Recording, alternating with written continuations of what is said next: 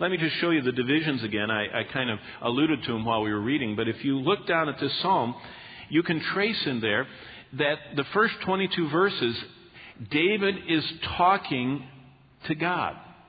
But then the last 2 verses, he abruptly changes gears and he talks to us. So it's 22 verses of David talking to God. And then 2 verses of him saying, now, those of you that have listened to me talk to God, you make a choice. It's such a beautiful, structured psalm. The first 8 verses, David is reflecting on the lessons he learned in his running from Saul years.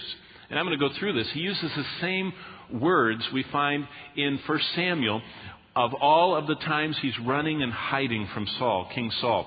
And so those, if you look at the words of Psalm 31, you find that exact set of words are in 1 Samuel during those running years. And so it must have been on his mind. The time when Saul was trying to kill him and pursuing him when he was running from Saul. And that's what those first 8 verses reflect. Then verses 9, 10, and 11 reflect the lessons David learned when he wasn't running from Bathsheba. And during that year of the horrific chastisement of God, he reflects on that, the not running time of his life. And then finally, in verses 12 to 22, David is reflecting on the current crisis of his life, his running from Absalom years. Let's just walk through some of this psalm is so full and so many truths in it. I'm just going to kind of skip from spot to spot. The first 4 verses, David seems to start this psalm reflecting on some of the elements of his running from King Saul. And he would go from one cave to another, one fortress or a hilltop area that he could hide out from Saul to another. And that's what this life was like for him. And we see that by the words that David uses. The first thing he says is, in verse 1 is, he says, I am putting my trust in you, O God. Now that word trust, the Hebrew word means that I come to you as my refuge or fortress. Literally, the word shaka means to seek refuge or to find a place you trust. Kind of like a place you can finally rest and sleep, that you feel secure. And he says, in you, O Lord, I found the place I can be secure. I found the place that's the real refuge. So that's his first indication of this time. But then, if you look, starting in verse 2, David uses 4 different nouns to describe the verb of trusting or finding refuge in God. He said, that's what I'm doing. Now let me tell you what it looks like. And that's what I love about David. He doesn't just throw out concepts that you can't quite grasp. He is very concrete. He's not living in the abstract world. He is hands-on how to do it, how to live, how to find, how to have what God offers. So he uses 4 different nouns to describe how he found the Lord as his place of safety.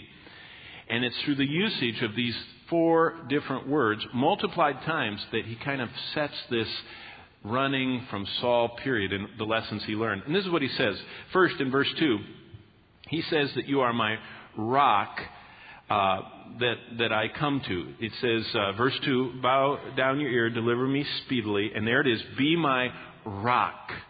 So that's the first word. That word rock, ma'oz, is a fortress, a stronghold, or just strength. In fact, some of the other versions just say strong rock. But there are 2 different Hebrew words here. The first one, this one in the New King James that is rock, means a fortress or stronghold. Then he continues on and says, look at verse 2 again, be my rock of refuge. Second word he uses, refuge, is a word that means cliff or rock walls. And so he's seeing the topography, he's seeing the geographic wilderness area that he was running from Saul in. And he says, Lord, I am actively trusting in you. Be my fortress, first word. Be my cliff or rock wall that stands between me and my enemies. So he's very vivid in what he says. Then he continues, look at verse 2. Be my fortress of defense. Fortress of defense is how New King James renders that last phrase of verse 2. To save me. Fortress of defense. Hebrew word matsud. Now, all of you that pay attention to the Holy Land have heard that the transliteration of that word into English, because it's one of the most famous tourist sites in Israel. Matsud has been transliterated into English as Masada, or we call it Masada. You know, that hilltop fortress that the Jewish recruits in the army have to hike up, and they quote that Masada will never fall again, kind of like the war cry of the Israeli army. Well, what it is it was an impregnable fortress. And the word for it is, right here, in the end of verse 2, Matsud. It means fortress. It means a place to flee that is a complete refuge. If you know anything about Masada, it had these huge cavernous cisterns. It had gigantic cavernous places where food was stored. And an army could stay up there for years and never have any trouble. They could even grow crops on the top of it. And so this Matsud grew into meaning a place of complete provision where you could hide and be safe and cared for. And that's the word he uses. The same word is in verse 3. If you look there, it says, "For you are my rock and my fortress," Matsud. It's the very same Hebrew word that is fortress of defense. It's just translated in the New King James fortress. And then, look down in verse 3. It continues with a fourth word, "For you are my rock." And that's the word Selah, or it's the same word that Petra comes from. You know, the great rock fortress that's over in Jordan today where Esau was from. It's the same word describing that. It's a completely different Hebrew word, and it means a rock or a stronghold. So in these two verses, David uses 4 different words, a total of 6 times, to describe his time running from Saul. And his time that he was fleeing for his life, crying out to God, and every time Saul got close, he found another place to hide. And the Lord always kept him just out of danger and harm's way.